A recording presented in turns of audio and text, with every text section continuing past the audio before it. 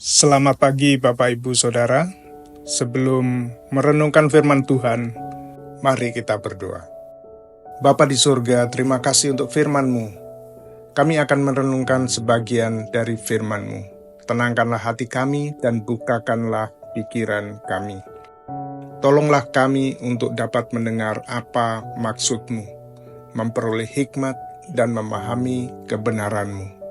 Roh Kudus, bimbing kami, berikan kejelasan dalam mengerti kehendak-Mu, dan kiranya firman-Mu berakar dalam jiwa kami dan mengubahkan hidup kami.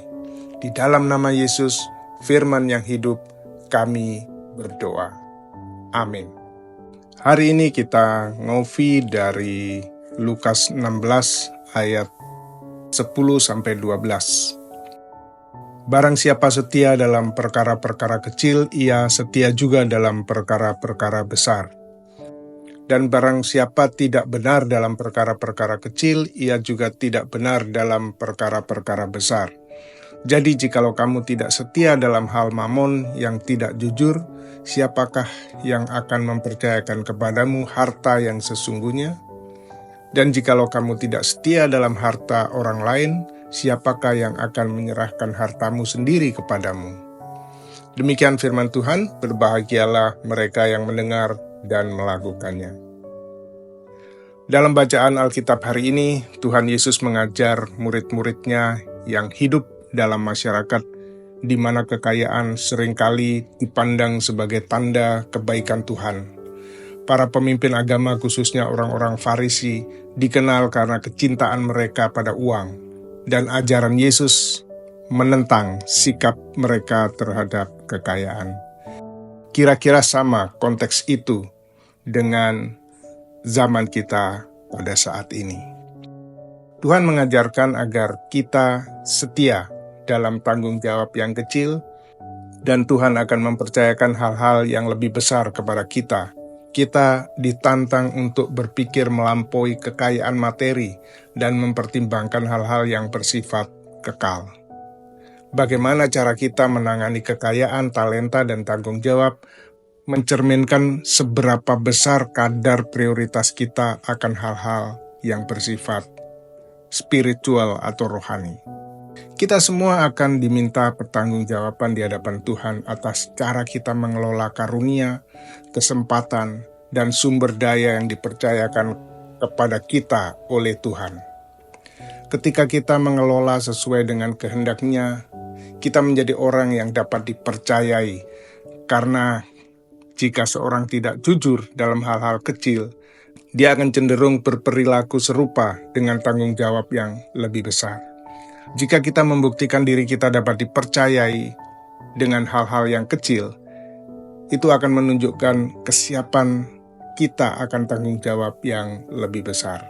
Tanggung jawab itu bisa berupa aspek spiritual, personal, atau profesional. Rick Warren dalam bukunya Purpose Driven Life mengatakan bahwa life is a temporary assignment, life is a test, life is a trust. Hidup adalah penugasan sementara, hidup adalah sebuah ujian, dan hidup adalah sebuah kepercayaan. Hal itu benar, bahwa tugas apapun, profesi apapun yang kita miliki adalah penugasan sementara, sebab hidup kita di dunia juga hanya sementara. Hidup adalah ujian. Kita diuji apakah kita setia dan bertanggung jawab dengan apapun yang dipercayakan kepada kita. Dan hidup adalah sebuah kepercayaan. Kita dipercaya untuk mengelola harta, talenta, dan tanggung jawab apapun yang diberikan kepada kita.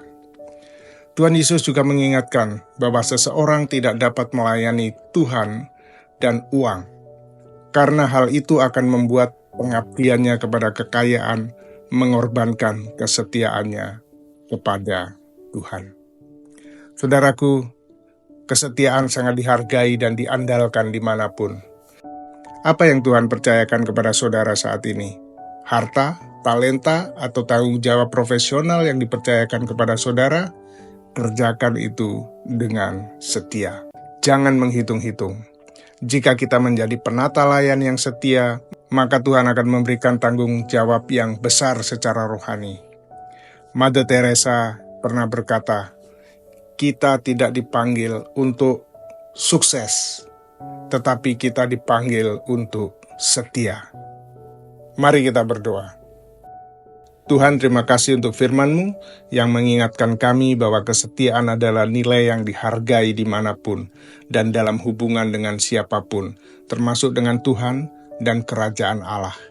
Ajar kami untuk memiliki sikap yang tepat terhadap kekayaan, bijak dalam mengelola sumber daya, karena hal itu akan menunjukkan seberapa besar kami memprioritaskan perkara-perkara kekal. Di dalam nama Tuhan Yesus, Juru Selamat kami yang hidup, kami berdoa. Amin.